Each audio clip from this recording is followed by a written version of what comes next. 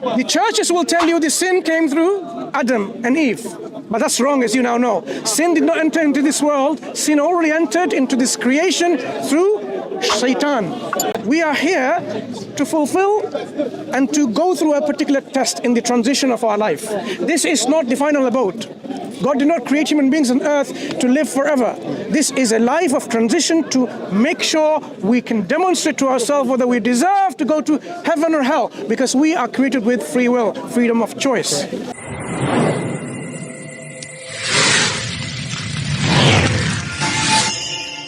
God is perfect. Yes. And if you associate something imperfect to him and with him, he's no longer perfect, is he? I would disagree with that. God can choose to make perfect what is imperfect through sacrifice. God is all-knowledgeable. Yes.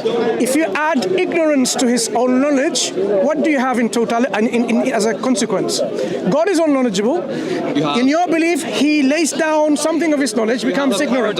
You have a paradox. But that paradox could exist if God chose to allow it to exist, to redeem broken humanity to his perfect will. And that's the only way that they can be redeemed. A broken humanity and a perfect will can only be redeemed through sacrifice, through that paradox. Whereas Islam's answer is clicking your fingers and saying, well, you're forgiven. But there needs to be a sacrifice, there needs to be something to redeem humanity to begin with. Okay. And that person is Jesus. Sure.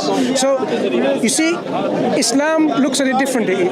You have created a problem, and you're trying to solve a problem by even with more paradoxes. Islam doesn't say that this is a problem to begin with. Yes, human beings. No, it's not a problem, because you created a problem and you're trying to find a solution to square the circle, and it doesn't work, because you are left with paradox which are not believable by the rational mind. And Islam, on the contrary, we say God created human beings weak, not perfect, because perfect beings don't fall. If Adam was created perfect, he would never make a mistake. But Adam, peace be upon him, wasn't created perfect. He was a human being with free will, and he can lapse, he can fall short. Okay, and God is merciful. In Christianity, what you have is human beings were created as a first man, Adam, perfect, and yet he fell short, and because of this, sin came into this world, and now the only way God can rectify this problem is by sacrificing his own self, himself committing some kind of sacrifice, and then restoring this relationship. But what we are saying is, in Islam, God is not only just and merciful and wise, but through his wisdom, he created human beings who would commit mistakes. But because he is in his inherent self someone relational in terms of forgiving and merciful, he would forgive them. Let me ask you a question. There is no need for a sacrifice. Why would Allah create weak beings? Why would Allah fit for purpose? Fit for purpose? Yes. So but suffering enters the world. Is that a mistake on Allah's part? No, of course not. God creates everything in his wisdom, and they're all fit for purpose. The way the universe is, it is perfection, even though you see sometimes something's happening. Tsunamis and earthquakes and so on. This is all part of divine creation because of his wisdom. So he did not create good, but he created people to understand what is bad, because other than this, people do not know what good is. He created opposite things so people can appreciate. He created light and darkness, because without the contrast, people would not appreciate what is light. For example. So now you're moving into dualism. Not dualism. I'm just telling you, in Islam, we have the creation of God through his wisdom. Okay? You believe God created everything perfect, and yet it fell. Yes. Perfect beings don't fall. That's the problem to begin with. And the solution that you bring... Free will enters the world. No. Who was the first sinner, according to your belief? Eve. No. I suppose. Try again. Try again? Yeah. You think that's wrong? Of course. The first sinner? Yeah. Adam. Try again. Wrong. Count two. Lucifer. Satan. Well, Peter. Okay. Yes. He was the one first rebelled against God, was disobedient against God. So sin came through who? The churches will tell you the sin came through Adam and Eve. But that's wrong, as you now know. Sin did not enter into this world. Sin already entered into this creation through Satan. Well, yes, because Satan has free will. I suppose I've answered the question in terms of humanity, how does sin enter humanity, but it's a different question when you say sin. So fair enough. But we believe Islam also has a paradox in the sense that you have to say, if everything around here is perfect, you have to say... When did we say it's perfect? Fit for purpose. Fit for purpose. For purpose.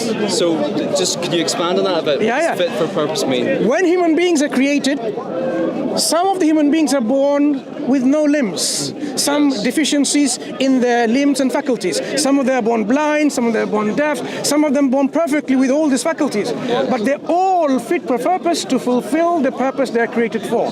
Because God says He does not burden anyone which is beyond their capacity to bear. So a person, whether they're rich or poor, whether they're abled or less able, they're all fit for purpose to fulfill the purpose of their creation. But is it not wrong if somebody is born...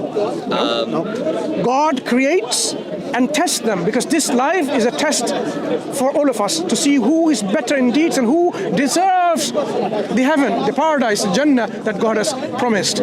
We are here to fulfill and to go through a particular test in the transition of our life. This is not the final abode. God did not create human beings on earth to live forever. This is a life of transition to make sure we can demonstrate to ourselves whether we deserve to go to heaven or hell, because we are created with free will, freedom of choice. And exercising it correctly will then demonstrate to us whether we deserve the grace of God, the mercy of God to go into paradise or not. See, I have a problem with deserving grace. One doesn't deserve grace. It is a gift. It is a gift that is undeserved. Is that not what grace is? How would you define grace? You see, if you keep on rebelling against God, doing all the bad things, all the wicked things, everything God commands, you do the opposite. Do you think God showers His grace on you?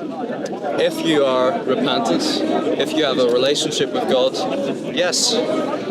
Jesus says, how often should you imagine a person throughout his whole life totally goes against the commands of God, kills and rapes and oppresses people, cheats and does everything that goes against the dictates of God, His commands, His will. And you are saying that person, at the end of the day, God will just shower His grace. For what? If they are what does that person, without repenting? Well, no, then it's not.